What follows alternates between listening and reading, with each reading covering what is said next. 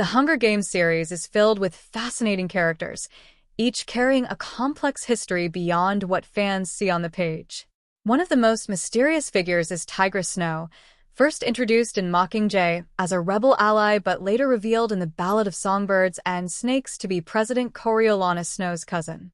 Raised together in the capital after being orphaned by the First Rebellion, Tigris and Coriolanus once shared a close bond. However, by the time Katniss meets her in Mockingjay, Tigris has undergone a dramatic transformation, physically and ideologically. What happened in the 6 decades between the prequel and the main series? While the Hunger Games books never give a full account of Tigris' life during that time, hints from the novels suggest a tragic and inevitable split between her and Snow. Tigris' rise as a Hunger Games stylist. By the end of the Ballad of Songbirds and Snakes, Tigris still supports Coriolanus, unaware of the atrocities he committed in District 12. Though she sympathizes with tributes, she does not yet oppose the system that oppresses them. However, Coriolanus' rise to power likely pulled her deeper into the world of the capital, whether she wanted to be or not. Katniss later describes Tigris as a fixture in the early Hunger Games she remembers, meaning she likely became an official stylist at least 50 years before the 74th Games.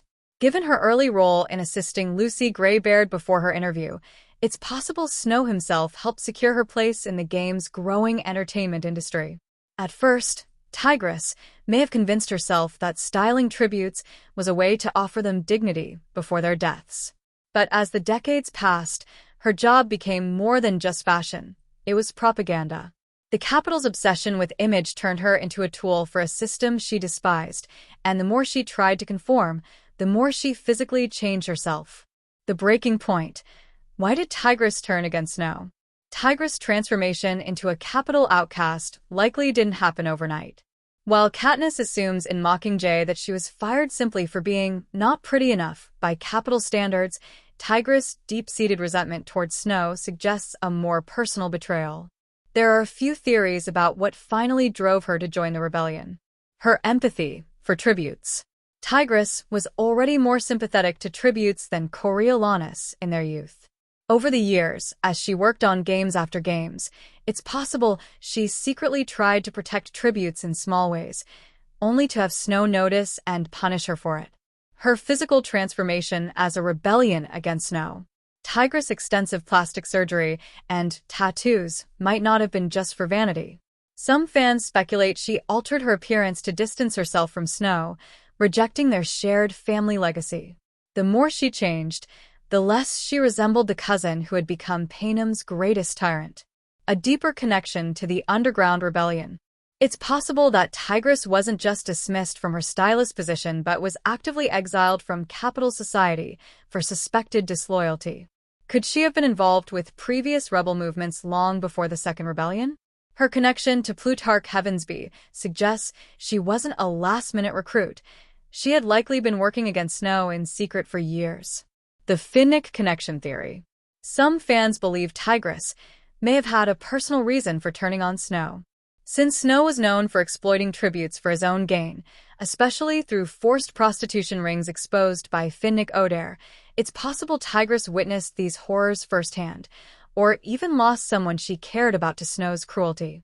Regardless of the exact cause, by the time of the 75th Hunger Games, Tigris had fully turned against Snow. Working as a rebel informant in the capital, she used her shop as a safe house for those who sought to overthrow her cousin. Tigris and Snow, a relationship shattered by power. The tragedy of Tigris and Coriolanus is that they were once family, 2 orphans navigating the capital together.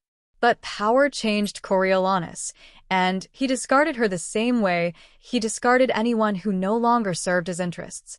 Tigris, in contrast, remained loyal to her conscience, no matter the cost. In Mockingjay, Part 2, when Katniss tells Tigris that she plans to assassinate Snow, Tigris smiles. This small moment suggests a deep-seated resentment that had been simmering for decades. Whether it was because of personal betrayal, the suffering she witnessed, or the years of systemic oppression, one thing was certain. Tigris wanted Snow dead just as much as the rebels did. The lost years of Tigris Snow. While the Ballad of Songbirds and Snakes gives fans a deeper understanding of Tigris' origins, there's still much of her story left untold.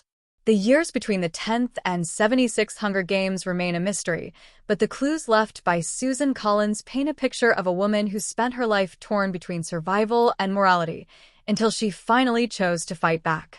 Tigris' journey is one of quiet rebellion, making her one of the most tragic yet compelling figures in the Hunger Games universe.